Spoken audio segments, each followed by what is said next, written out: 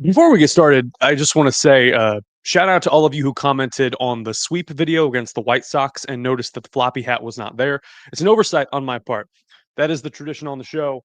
When the O's win three in a row, the floppy hat exists. However, I have no need for it tonight because left-hander Max Fried came into Camden Yards and wiped the floor with the team that should have signed the Baltimore Orioles.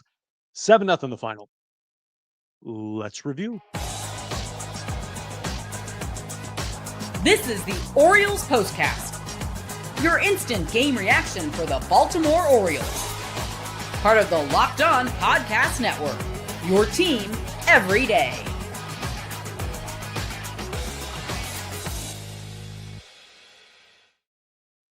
Ten o'clock on the East Coast. Good evening, everyone. Luke Slabaugh here for the Orioles postcast.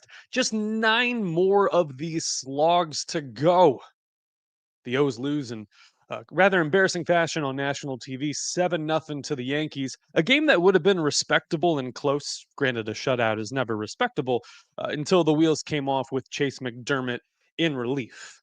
The O's suffer their 15th shutout loss of the season and fittingly strike out 15 times. The first of 4 games in this weekend series against the hated New York Yankees. Max Fried poses a challenge. He threw a quality start against the O's at Yankee Stadium in June. However, that was a winning effort for the O's. Ramon Urias hitting a home run late and Gunnar Henderson tacking on an RBI in a 5-3 win. Again, that back in late June.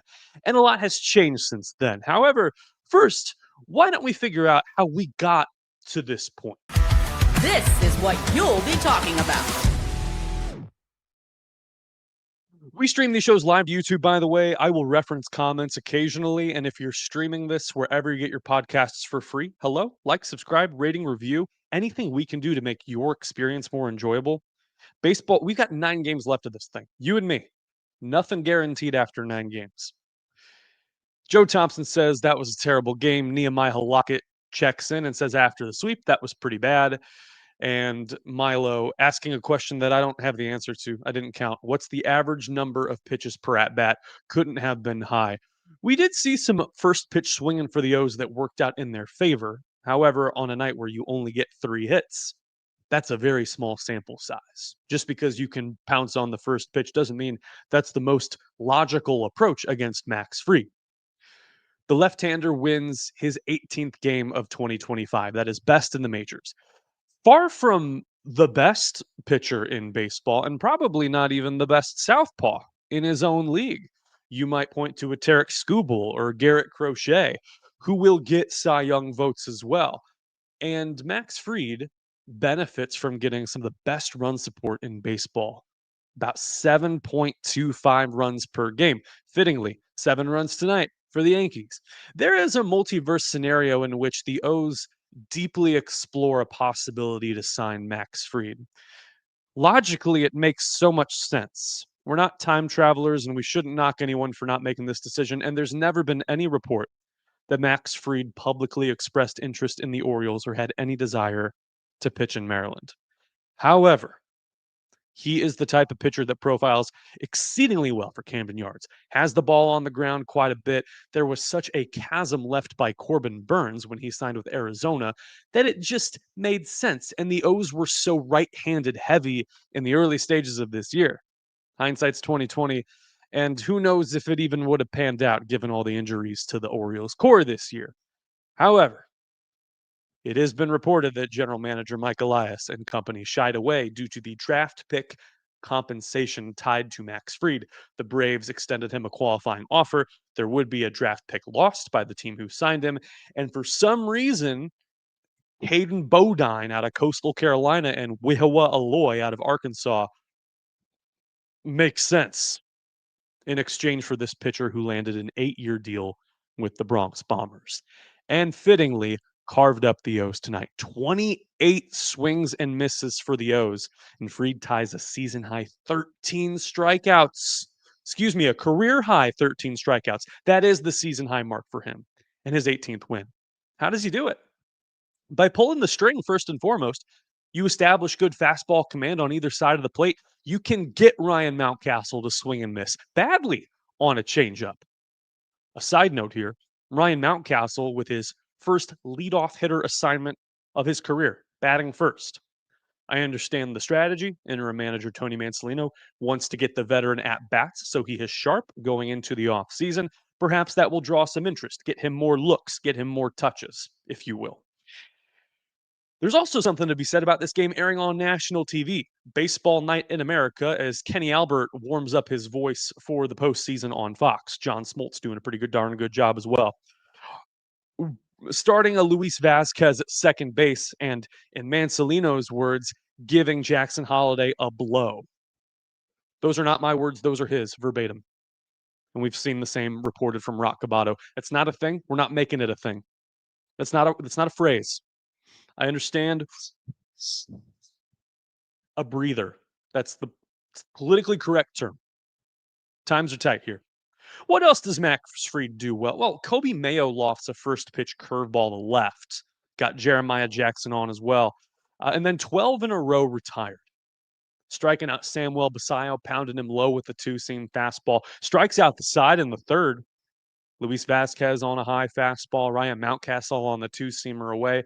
Westberg high on the fastball. Any variations of looks? You know, Ben McDonald on Masson always talks about pitching in the form of shapes. That is Max Fried to a T. And at his best, he's a top of the rotation starter.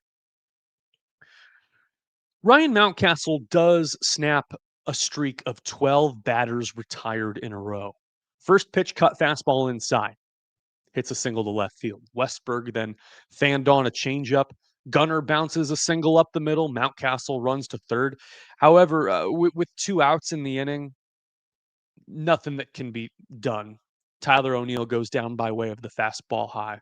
Jeremiah Jackson striking out on the change, and Kobe Mayo retired on the slider low, just as he was starting to figure out the breaking ball against the lowly Chicago White Sox. Gunnar Henderson is the only batter not to strike out in this game, which features 15 Orioles fans. Cade Povich is not Max Fried, and he lost this game in the first inning. Time to reveal where the game was won or lost. It's the turning point. 2026 pitching candidate Cade Povich does not start off the outing well. Fastball middle to Paul Goldschmidt in the leadoff spot. Hits a single off of Gunnar Henderson's glove, a line drive at 104 off the bat. He does get Aaron Judge to strike out looking on a fastball of similar velocity at the knees. However, he walks Cody Bellinger, full count, bounces a curveball in the dirt. Giancarlo Stanton flies out to Tyler O'Neill, playing his second game of the season in left. And then Ahmed Rosario. He of the 6 teams in the past 3 seasons, either the consummate teammate or the worst, you decide. Nationals legend this season gets a hanging changeup, hits a 2-run double to left field, making it a 2-0 Yankees game. Povich would settle in considerably after that. He does give up a double to Anthony Volpe, a full count 2-seamer at the knees at 92. Volpe then takes advantage of the shell shock that Povich and Basayo have, swiping third base on the very next pitch. A very high-stakes move by the young shortstop who has often been the butt of jokes on AL East Twitter, Anthony Volpe. If you ever follow the Twitter account Cutter is King, Cutter after Cutter Crawford of the Red Sox, ruthless, annihilates him. Jose Caballero walks, and then Austin Wells with the bloop hit to right field makes it a 3-0 ball game. Defense picks him up. A nice pick by Jordan Westberg to start a 5-4-3 double play off of the bat of Goldschmidt and stop the bleeding. And that would be it for Cade Povich. 3 runs allowed, 5 innings pitched. He is a candidate in my eyes for the bullpen next season. It hasn't worked in an extended starting outing. He has not, get this, earned a win against a division opponent in his career. You're starting to get the warning signs. And you're starting to get the warning signs about one other pitcher who is making these games more high scoring, more exciting to watch, but in kind of a sadistic way.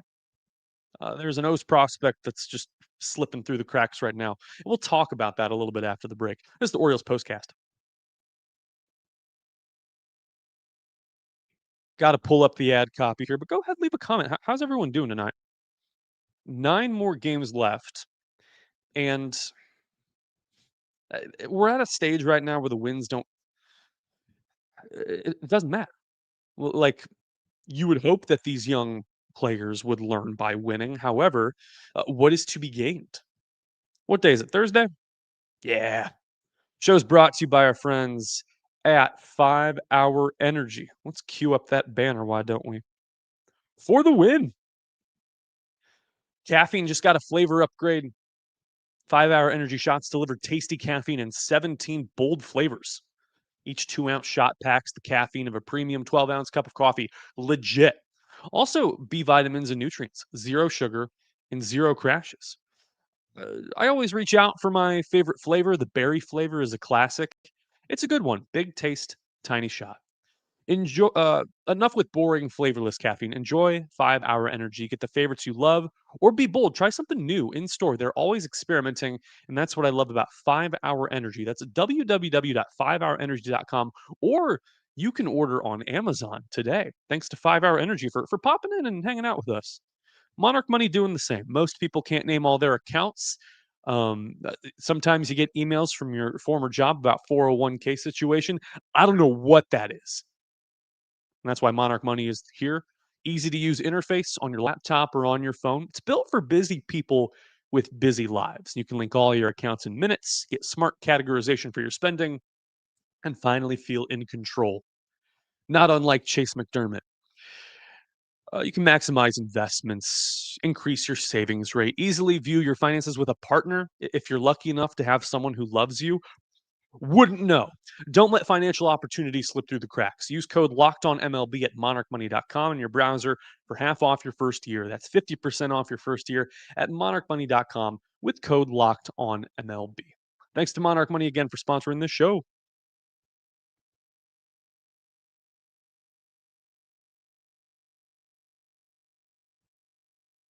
Goob says, "Who you kidding about Mike Elias and Max Fried?" He says, "It's always about the money with the O's." You would hope not.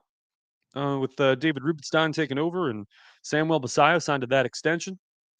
And Peyton on YouTube comments, 27 years old, an ERA of 15.88 and an ERA over 12 for his career. And that is the subject of these next few minutes. It's Chase McDermott. He has given up 3 earned runs in every major league outing. 12 walks in 8 2/3 innings this season. It is not there. And it's hard to determine just through the TV screen if it's a case of the yips. It would appear not. Mechanically, something is off. Can't land his slider or his fastball for strikes. He's out coming out the gate in the top of the 7th. It's a 3-0 ball game. The world is your oyster. And that's the problem here. This is not Rick Ankiel in the division series where he just completely goes into a dark place. Like, this is not a horror movie scenario. You're given an 8-2 lead against the Chicago White Sox, the worst team in the American League. You gotta give me something. And it should be very low leverage. We've seen Cade Stroud, for example, have trouble harnessing pitches, but when it comes to really low leverage scenarios like tonight, there's absolutely no problem. And they're the same age. Like there's a learning curve here. So he walks Jose Caballero and Austin Wells. Paul Goldschmidt gets a fastball away at 95 as he's starting to get a feel for his command. Hits it Oppo for a 1-run single. It's 4-0. Sacrifice fly by Aaron Judge to left field makes it 5-0. Walks Cody Bellinger, so we're back on that train again. And Giancarlo Stanton gets a slider inside, belts it into the left field corner. A 2-run score from second and from first. And it looks like Tyler O'Neill in his second game playing left field this season was kind of dipping down repeatedly, trying to get it, pick it up on the bare hand, and was having some trouble down there. However, the box score says they're earned runs. And it paves the way for left-hander Jose Castillo to make his Orioles debut. Picked off the waiver wire this week, just in to bite the bullet. And the two-seam fastball clocked in really well. Rings up Trent Grisham with 95 on the black. Actually strikes out the first 3 batters he's faced. And he's been bouncing around since 2018. Came up with the Padres and has been on, I believe, 4 teams this season now when you include the Orioles. So it's been kind of a trip for him at his best. He looks like he could be a low leverage reliever type of guy. Yeah, this is his fourth team of the year. The Diamondbacks, the Mets, and the Mariners. And he strikes out 3 over 5 outs recorded tonight. 29 years old and just kind of one of those stowaway guys that you hope you had on call in AAA if need be. But again, a lot of people are looking for diamonds in the rough on the waiver wire, and he could be one of them. The O's carry on. They have 3 more of these against the Yankees here at Camden Yards, which admittedly on the Fox broadcast, it sounded like it was very Bronx Bombers heavy in terms of fan support and noise and cheering. It's right-hander Will Warren on the bump for New York. He's 8-7 with a 4.44 ERA. Left-hander Trevor Rogers faces the Yankees for the first time in 4 years. A game in 2021 when he was with the Marlins, Anthony Rizzo hitting the game-winning home run for the Yankees. Gary Sanchez playing for the Yankees in that game. Jazz Chisholm on the Marlins back then. So much has changed. Trevor Rogers remains the best pitcher in baseball. Last couple outings, he's only gone 5 innings and given up a run in each. Was worked pretty hard against the Dodgers and left his previous start with a bit of a toe blister situation. Still 8-2 with a 1.43 ERA, 93 strikeouts, and he eclipsed 100 innings for the season. His career high is 133 and 2/3. So he's almost had a full workload in terms of his major league experience. Will Warren threw a quality start against the O's in late June. He left trailing that game 2-1. The O's would pounce in the first Colton Cowser with an RBI double, and the Yanks would score 3 in the bottom of the 8th. Dean Kramer was in line for the win before that happened. Previously, in late April, the 28th, Warren was shaken up at Camden Yards, 3 1/3, 4 earned runs, including a home run given up to Ryan O'Hearn. That was an O's win. And a lot has happened since then, right? Man. Looking forward to talking over it with you guys. It's going to be a long weekend, but potentially a rewarding one. The O's dropped this one 7-0 to the Yankees on this Thursday night. Good night. Stay safe. I'll see you right back here tomorrow night.